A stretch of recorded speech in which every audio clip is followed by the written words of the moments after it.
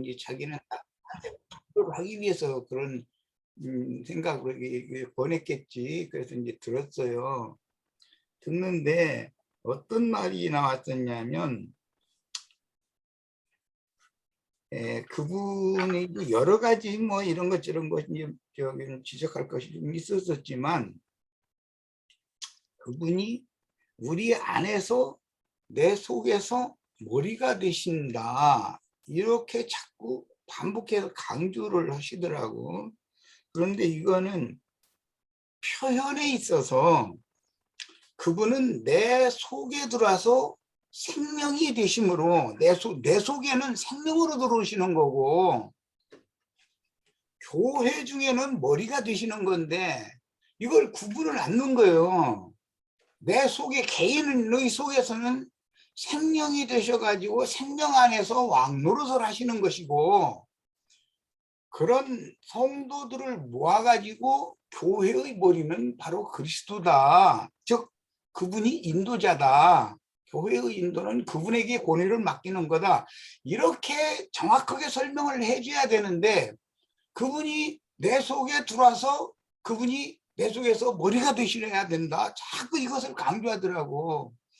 그래서 야 이분은 말하고자 하는 의도는 내가 좀 생각을 좀 많이 해보가면서 이해를 해주는 게 옳지 않겠나. 이제 이런 식으로 처음엔 듣다 그걸 반복하니까 아, 이 사람 속에는 말씀에 대한 정확한 분별보다는 그분은 뭐 히브리어 헬라도 꽤 잘하시더라고. 근데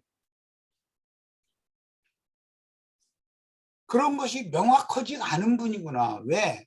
지금 내가 말하는 것은 생명률에 관해서 명확하지 않으니까 표현을 그렇게 했다고 난 본 거예요. 예수 그리스도가 생명줄은 영이 되어져 가지고 믿는 이들의 속에 들어오시는 것은 그분이 생명이 되어 주시러 오는 거고 각자를 그분이 생명 안에서 다스리는 면인 거고 설명을 할 때 영의 생각으로 주장하고 지배해서 육신의 생각을 제어하고 통제하고 그다음에 결과적으로는 몸의 행위까지도 영이 바꿔지면 다 바꿔진다. 이것을 설명을 해줘야 되는 것인데 그렇지 않고 내 속에 들어와서 그분이 머리가 되셔야 된다. 그분이 머리가 되시려고 우리 속에 들어오시는 것을 자꾸 이랬다니까. 성경이 말하는 의도는 그게 아니거든. 개인의 속으로 그분이 들어오시는 것은 초실절이라고 하는 것은 제자들의 속에 생명을 불어 숨을 내쉬며 가라사대라는 새로운 호흡을 줬다. 생명의 숨을 새로 줬다 이 말인 것이고 그분이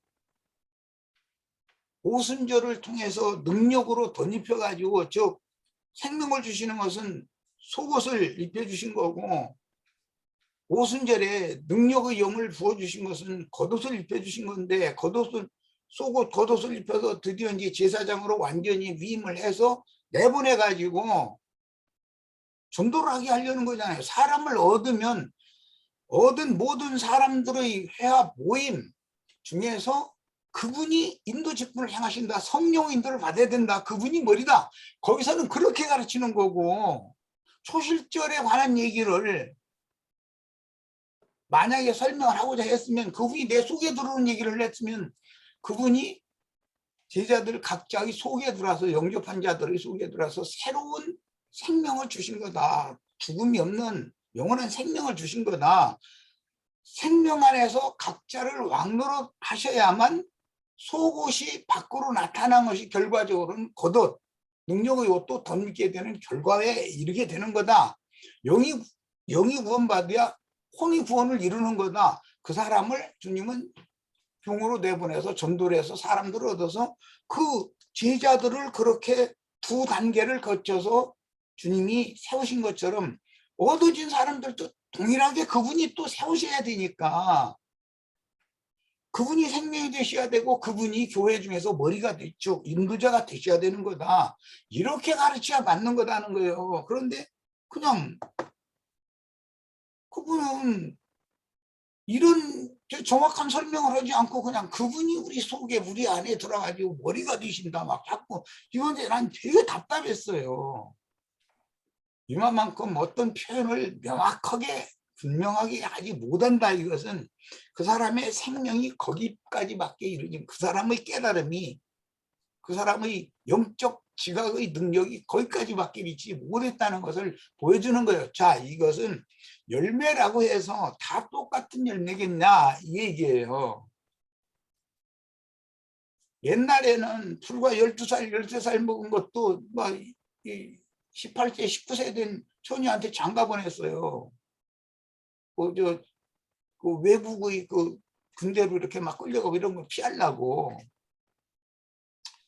그런데 그 아이가 최소한도로 17, 8세, 19세, 20세가 될 때까지는 애 못 낳아. 씨가 여물지 않았기 때문에 열매를 맺힐 수 없는 거예요. 이런 것은 세상사 이치 똑같은 거지 않냔 말이야. 그래서 할리 없는 나무 열매를 먹을 수 없다 그런 거예요. 열매 맺었다 해서 다 먹는 다 시력에 그게 결실하는 게 아니에요. 자, 마칠 겁니다. 마칩시다. 잠깐만요, 잠깐만요. 열매라는 거는 우리가 세상 사고로 살고 세상 것들을 추구하고 좋아하고 그랬던 마음들이 이제 주님이 우리 안에 들어오셔서 그 생명이 이제 성숙되면 세상으로 사고로 살던 것들이 다 코패되고 낡아지고 없어져 가면서 그런 것들을 사랑하지 않게 하고 사모하지 않게 해요. 생명률에 따라서 생명이 생명의 씨가 여물면 생명률에 따라서 그만 그 열매가 그렇게 나오는 거예요. 세상 사고, 세상 사랑하는 거예요. 마음 없어지는 거.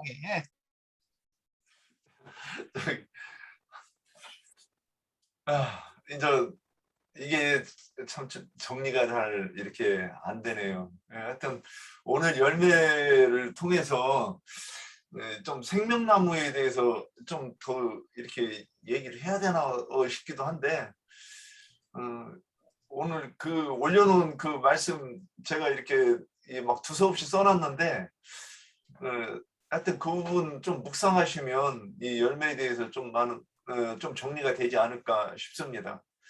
오늘도 명쾌하게 이렇게 밝게 이렇게 못한 부분들이 있는 것 같아가지고 좀 죄송하긴 하네요. 자, 그러면 또 다음 주 목요일 기대해 주세요. 자, 손을 들고 흔들어 주세요.